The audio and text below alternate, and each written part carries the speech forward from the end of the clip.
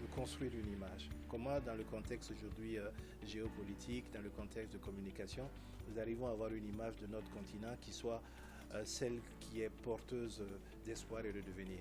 Lorsque vous regardez le continent africain, c'est le continent où il y a une capacité jeune majeure, c'est le continent où il y a les ressources qui vont construire le devenir de notre humanité. Et malheureusement, lorsque nous parlons de notre continent, nous le voyons essentiellement comme le continent de la guerre, le continent de la division. Les acteurs hors de notre continent y viennent pour se préparer à ces échéances-là. Donc comment nous travaillons à ce que la perception que nous avons nous-mêmes de notre continent puisse changer. C'est dans ce cadre-là que nous invitons des universitaires.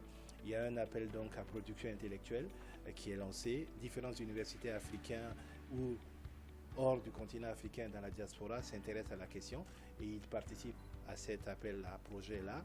Ils apportent leur communication et nous échangeons dessus.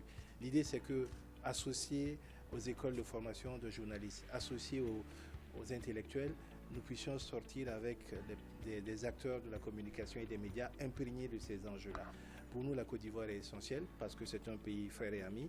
Je disais tout à l'heure au ministre Touré qu'aujourd'hui, une bonne partie de notre administration est née ou a grandi en Côte d'Ivoire et a fait ses études. Donc nous avons des liens qui sont très imbriqués. Mais nous avons également un devenir commun.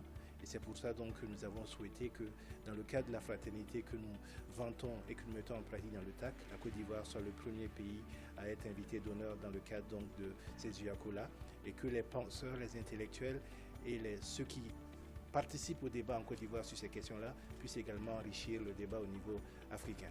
Et déjà, j'aimerais remercier Monsieur le ministre, mon frère, qui nous fait l'honneur, à la Côte d'Ivoire de l'inviter à présider cette heureuse occasion.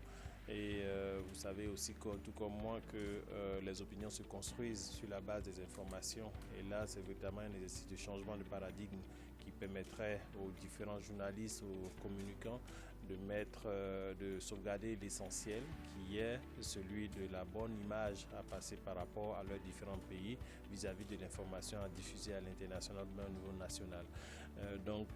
Nous attendons, d'un point de vue national, nous allons faire la mobilisation de nos meilleurs experts, journalistes ou communicants qui pourraient contribuer fortement dans la réalisation de cette activité au niveau national. Donc, bien sûr, notre département ministériel se fera fort d'être présent et représenté pour que nous puissions marquer, encore une fois, d'une pierre blanche, la coopération et la fraternité qui unissent fort heureusement la Côte d'Ivoire et le Burkina Faso.